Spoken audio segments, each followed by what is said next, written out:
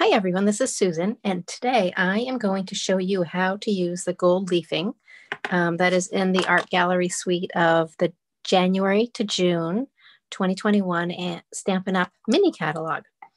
So the first and most important thing about using the gilded leafing is that you need a big box. So it comes in this little tube right here, but I actually dumped I used another can of it already, or a jar of it.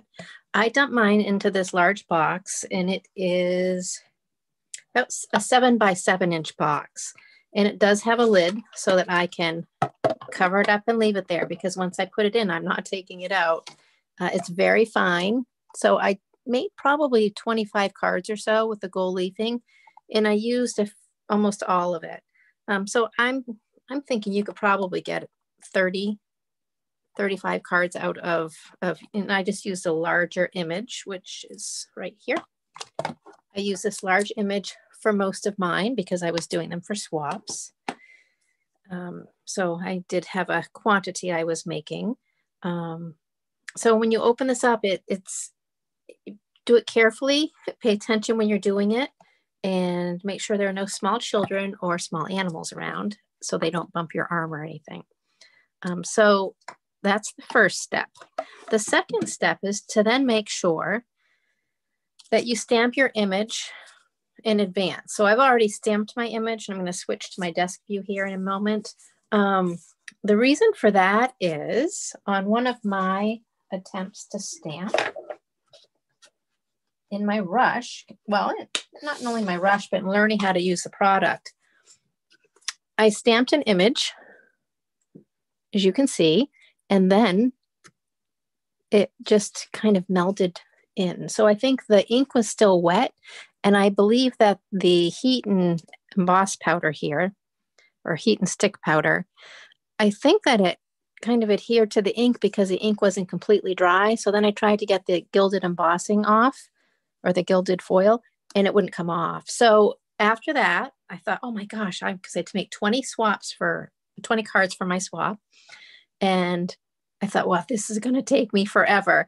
But I stamped everything. I actually did my stamping the night before. And then the next night I went back and I did the gilded leafing, and it became much easier when the stamp was dry. And in fact, I had none that looked like this on my second go of it. So I was very, very happy. So stamp your images, and don't plan to use the gilded leafing right away. You're going to want to give it time to dry completely, the ink. All right, so let's see. I am going to change here, and I'm going to remove myself from my spotlight. And now you see my workstation. So I am using Poppy Parade. It's a great matching color for this set, a nice pop. And I think I haven't done it yet with the gilded leafing. So this is my block. And the other thing that's important, this is a photopolymer stamp set. So very important to have some padding underneath your stamping surface, your stamping grid paper, because it needs that cushion to get a very good image. I did one earlier. Let's see. These two cards, you can see, I used a different color on the flower part, but you can certainly see in the leaf.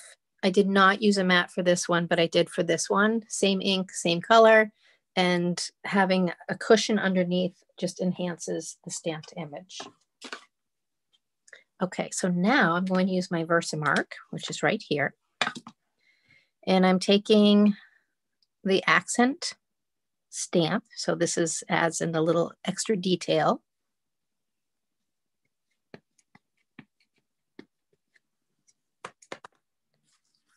And I will go ahead, and it doesn't have to be exact. That's what I like about this set. I have my leaf stamp on the top there.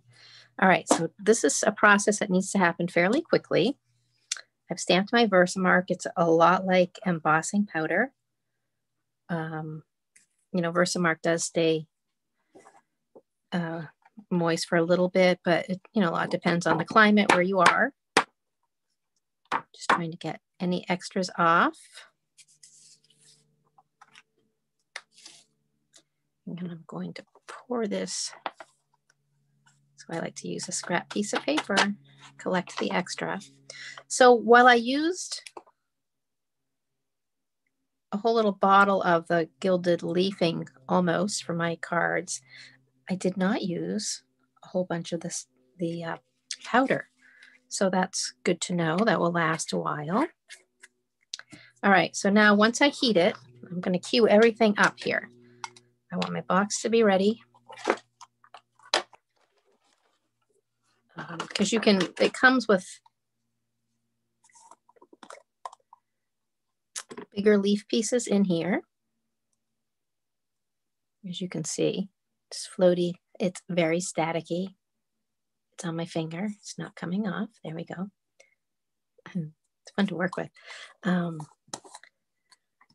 I do have some in here that I'm going to try to use first. So if you have the bigger sheets when the bottle or when the jar is fresh and open, there are larger sheets that I could lay on it. But I found as I worked a little bit with the repetition, if you kind of heat this and then go ahead and put it into your box face down so that this is going to turn to glue is what it's going to do. So the glue sticks to the leafing. And I found that that was easier as the pieces get smaller to just pat it on top. So we're going to give this a go, and it's going to be a little loud. This is my heating tool here. And I'm looking to see that the crystals dissolve into glue. Okay, those have started. And those, it's a quick turn around here. So while it's still wet, and when you finish, if you do quite a few of these, you are going to have a little bit of gold leafing every which way. So what I'm doing here is just making sure that it's hitting all of the glue spots. So I'm rubbing it with my finger gently. And as I rub it, it's released from where there is no glue. So let me just tap that back in. So then next, go ahead and I use my thumb and rub a little bit harder.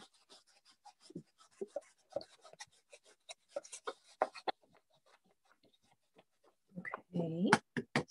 This looks very pretty in person. I hope it translates on camera. And the paper that I've used this time is the shimmery white.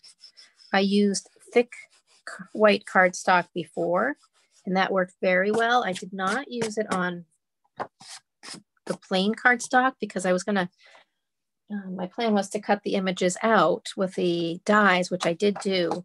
And I wanted a good sturdy flower that could, you know, be its own focal piece on the center of my card. All right, so now this is ready to be die cut, and I think it turned out quite well. So you can see the gilded leafing there. And once, you know, if you're doing 3 or 4 of these and you get into the swing of it, it's quite easy and it's fun. You do have like little foil flecks on your hand and your workspace, so do plan for that. But I think that's it. That's a pretty easy thing to do, and it adds a very nice effect. So I'll just show you. These are the cards that I ended up doing for my swap, and I used the other stamp. So let me shine the light. You can see them there. And it adds a really nice, just bright light to your cards. It brings out the nice background of the designer series paper. So very pretty, and I hope you enjoy it. If you have any questions, leave them in the comments below.